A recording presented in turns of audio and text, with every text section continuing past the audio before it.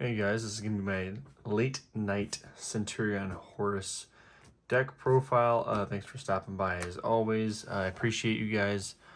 Let me know what you think of the profile in the comments. This was built obviously in the Snake Eyes format, so we have been trying to take down Snake Eyes and have been successful at it.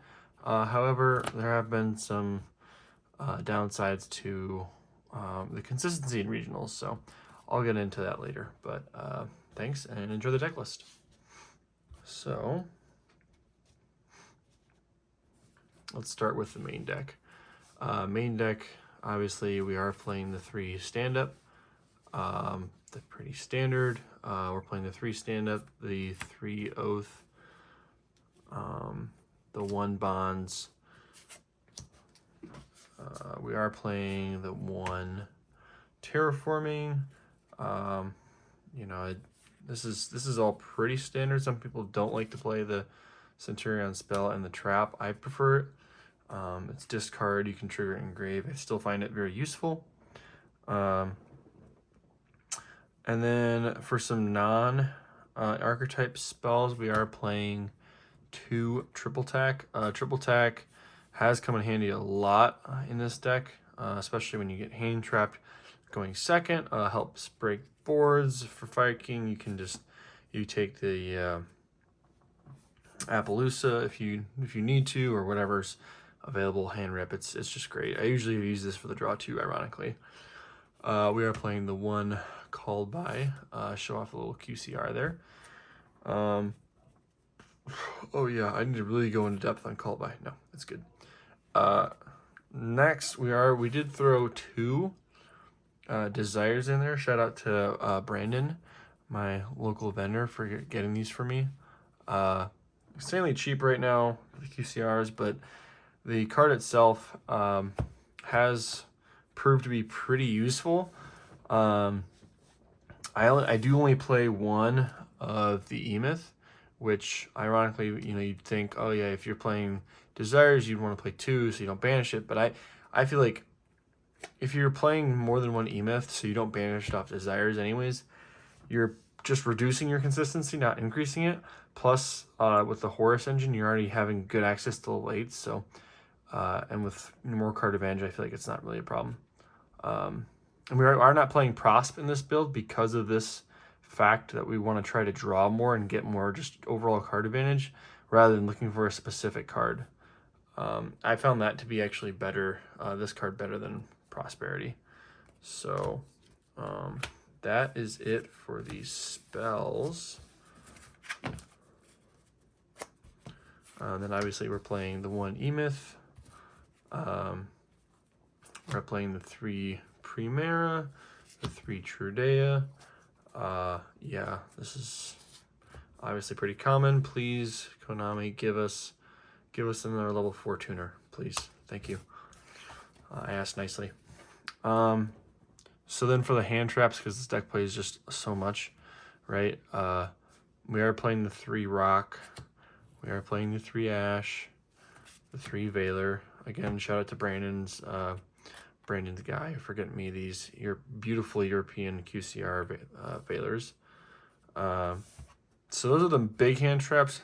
I am still playing Ash in the main. I know some people have been kind of siding it out because of how useful it can be for the fire decks to make Hita and take and just extend past. But I feel like the reward is worth the risk for Ash, because if you draw Ash plus another hand trap, such as Imperm, which I am also playing 3 of, it's pretty much game over for the most part for like really any of your opponents, honestly. And 12 I feel like is more than enough in this format to solidify a follow-up OTK. You know, Imperm Valor, Ash Valor, Imperm Nib, really any combination of these 2 wins you the game if you know how to use them and time them right. So that is the hand traps that I highly recommend you run right now, especially right now. Now those are the main hand traps, right? So the other ones we got here, I'm running the Jerusalem package, the Bastille package. Staying light, I think this is just fine. You don't need to mess with it 2 Jerusalem, so you don't want to see more than one really, and then the 1 mag if you do draw. If you draw this is actually fine, because then you can use this as discard fodder if you really want, or if you can use both, you just summon and then like use this for a Synchro 10 play, and then Bestial mag, search the R1 during end phase. So ratio is fine, don't mess with it. And then for the Horus package, we are playing 3 Imseti, 1 Happy, 2 Kings, pretty standard. I'm not playing a 3rd Horus just because 2 I think is enough for what you want to go for, and you don't want to play in a nib most of the time, so you're not really trying to extend past anything past this.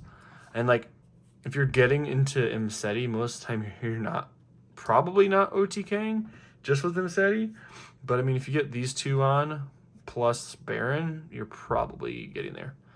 My thought process, actually.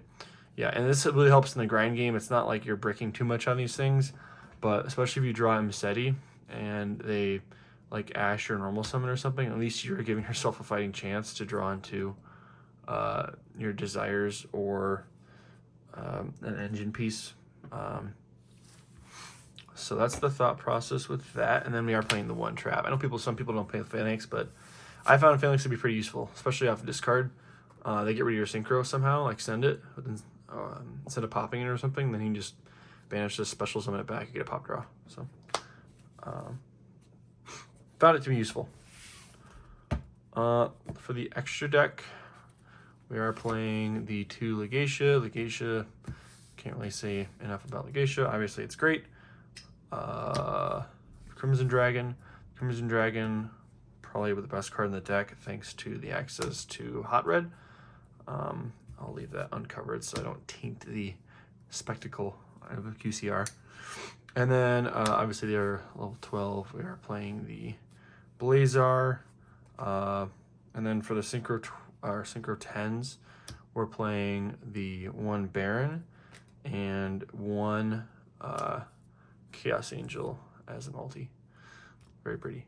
Chaos Angel actually pretty cracked against Snake Eyes when it does come up with the Bestials, because they can't out it unless they have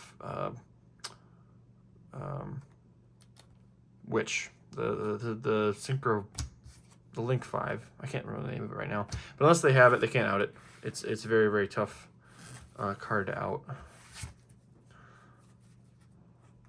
Especially for Snake Eyes and meta decks. Really just any deck, it's a tough card to out regardless. Scarlet for In Time, made it once this past regional. Didn't help though because it's a little too slow. The 1 SP, didn't make SP once, didn't make Zeus once. Made Sanafong actually a couple times against Volcanic Snake Eye.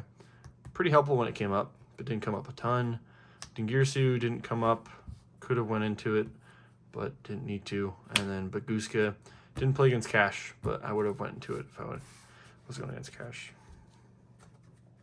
And that's at 13, but for the remaining 2, I was deciding on playing Super Poly, but really you can just fit anything else in this side deck of the other 2. It really doesn't matter. I've been trying to find excuses to play like Packbit. You know, if you're not playing Super Poly in the side, you could play Packbit for these 2. Doesn't, like I said, it's not a big deal. For our side deck, I am playing the 3 Ghost Bell because this does get into a bit of a grindy game with Labyrinth, and it does get hurt a lot. I think Labyrinth is a very good deck, and yeah, this deck is not not built to take on a trap deck. We're also playing 3 Ghost Mourner Moonlit. Decided to throw it back in this build because it's very helpful for if I want to focus on negation instead of cards like Nibiru. I'll just sub Nibiru out for this and just focus on, you know, negating summons and etc. etc. Comes in handy. And then we do have the 3 summon limit. Card is insane because we don't really care about really summoning more than twice per turn. The usual line is like you flip summon limit on their second summon, and then you special out your 2 Centurions, so you just have your level 8 and 4 Synchro ready to go, and then in your turn you bring Big Mommy out, and then you get another draw, pop, and yeah, you're pretty much set from there. So someone that's good. Don't play Anti-Spell. Anti-Spell just doesn't work. Cosmic, they're just banishing. If they know what they're doing, they're just banishing the field spell anymore. It did come up once, actually, against Flu player. They just banished the field spell, and sayonara. Yeah, it was kind of rough. So Anti-Spell, and you play, your deck does not play well on Anti-Spell, so would not recommend it. We are playing 3 Cosmic. Cosmic's still good, not good enough to main, but very, very good card going second, really, for a lot of decks, especially Ubel. And then we are playing 3 Evenly. Evenly, I haven't used a ton, but that's mainly just been because it hasn't come up enough with Snake Eyes. I will throw it in Snake Eyes if I'm going second, and I think they're more on the, like, I want to end on Appaloosa type of player if I've seen it once. Otherwise, I won't throw Evenly in. I'd rather just have 3 more Ghost Mourner than Evenly, to be honest. Yeah, I mean, Evenly impacts them. I guess Evenly would be better also against Snake Eyes Fire King. Since, I mean, yeah, they end on the field spell. Maybe pure Snake Eyes too. I haven't really thrown it in a ton, but it's more of just a situational toss in. So that's just my thoughts on why I built this the way I did. It's been performing pretty well. This past regional was a big time fluke, and I really don't like it because I did not shuffle well enough. Cards I was seeing were just bad, and I've been removing a lot of the bricky stuff, such as changes I made was throwing out Duamatef. I did have a deck count is at 42 right now. Instead of the Desires, I did have 1 Duamatef and another Druiswarm in there. So I was running 3 Druiswarm, but the list was just not listing. So would not recommend going that route. This list has been performing pretty well. You get a lot of draw advantage. So yeah, thanks guys. That's it. Please stay tuned. We will be doing a Dinomorphia deck profile soon. So thanks again, guys. Subscribe.